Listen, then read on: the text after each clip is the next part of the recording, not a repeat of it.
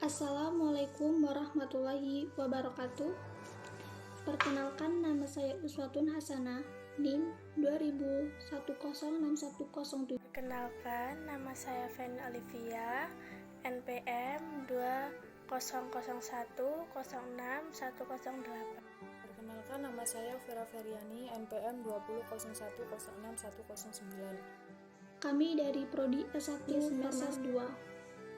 Sebelumnya, terima kasih kepada Ibu Siti Saidah selaku dosen pengampu bahasa Indonesia. Pada hari ini kami akan mempresentasikan hasil diskusi kelompok kami yang berjudul paragraf.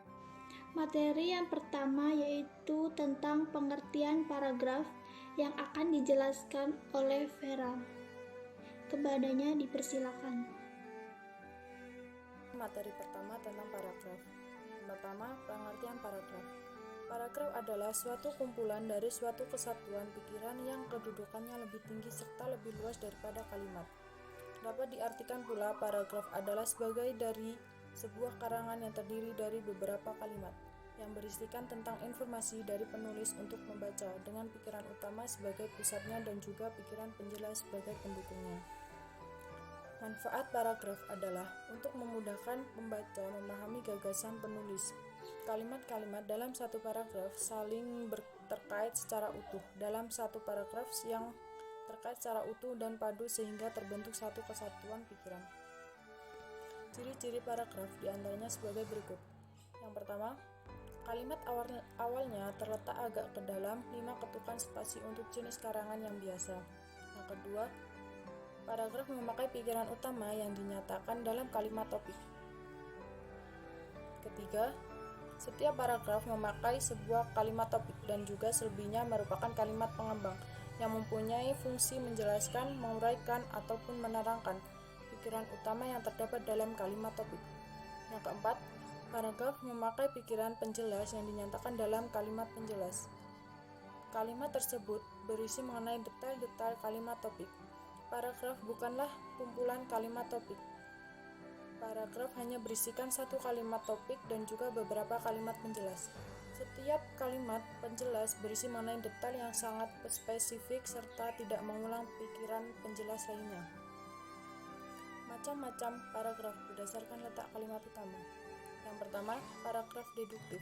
Paragraf deduktif ditandai dengan terdapatnya kalimat utama di awal paragraf dan dimulai dengan pernyataan umum yang disusun dengan uraian atau penjelas khusus. Paragraf induktif. Paragraf induktif ditandai dengan terdapatnya kalimat utama di akhir paragraf dan diawali dengan uraian atau penjelas bersifat khusus dan diakhiri dengan pernyataan umum. Yang ketiga, paragraf campuran. Paragraf campuran ditandai dengan terdapatnya kalimat utama di awal dan di akhir paragraf. Kalimat utama yang terletak di akhir merupakan kalimat yang bersifat penegasan kembali. Sekian, terima kasih. Saya yang akan dilanjutkan dengan pemateri kedua. Terima kasih. Macam-macam paragraf berdasarkan tujuannya, yaitu 1. Paragraf pembuka. Paragraf pembuka biasanya memiliki sifat ringkas, menarik, dan bertugas menyiapkan pikiran pembaca kepada masalah yang akan diuraikan. Kedua, paragraf penghubung. Paragraf penghubung berisi inti masalah yang hendak disampaikan kepada pembaca. Secara fisik, paragraf ini lebih panjang daripada paragraf pembuka. Sifat paragraf penghubung bergantung pola dari jenis karangannya. Ketiga, paragraf penutup. Paragraf penutup biasanya berisi simpulan untuk argumentasi atau penegasan kembali untuk eksposisi mengenai hal-hal yang dianggap penting. Macam-macam paragraf berdasarkan isi. Paragraf deskripsi. Paragraf deskripsi ditandai dengan kalimat utama yang tidak tercantum secara nyata dan tema paragraf tersirat dalam keseluruhan paragraf. Biasanya dipakai untuk melakukan sesuatu, hal, keadaan, situasi dalam cerita. Paragraf proses. Paragraf proses ditandai dengan tidak terdapatnya kalimat utama dan pikiran utamanya tersirat dalam kalimat-kalimat penjelas yang memaparkan urutan suatu kejadian atau proses, meliputi waktu, ruang, klimaks, dan antiklimaks. Ketiga, paragraf efektif.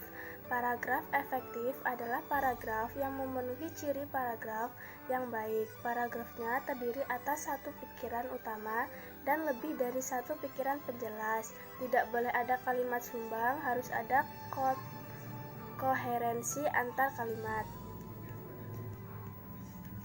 Persyaratan paragraf yang baik. 1. Kepaduan paragraf, yaitu kepaduan adalah kemampuan merangkai kalimat sehingga bertalian secara logis dan padu dengan menggunakan kata penghubung. Kedua, terdapat dua jenis kata penghubung, yaitu kata penghubung intrakalimat dan kata penghubung antar kalimat. Yang ketiga, kata penghubung intrakalimat adalah kata yang menghubungkan anak kalimat dengan induk kalimat. Contoh, karena, sehingga, tetapi, sedangkan, apabila, jika, maka, dan lain-lain. Yang keempat, penghubung antar kalimat adalah yang menghubungkan kalimat yang satu dengan yang lainnya. Contoh, oleh karena itu, jadi, kemudian, namun, selanjutnya, bahkan, dan lain-lain. Syarat-syarat penggunaan paragraf. Yang pertama, paragraf narasi, paragraf deskripsi, paragraf eksposisi, paragraf argumentasi, paragraf persuasi. Yang kedua, kegunaan paragraf. Paragraf bukan berkaitan dengan segi keindahan karangan itu, tetapi pembagian per paragraf ini memiliki beberapa kegunaan sebagai berikut. 1. Sebagai penampung fragmen, ide pokok atau gagasan pokok keseluruhan paragraf. Kedua, alat untuk memudahkan pembaca memahami jalan pikiran penulisannya. Penanda bahwa pikiran baru dimulai. Alat bagi pengarang untuk mengembangkan jalan pikiran secara sistematis. Dalam rangka keseluruhan karangan, paragraf dapat berguna bagi pengantar transisi dan penutup.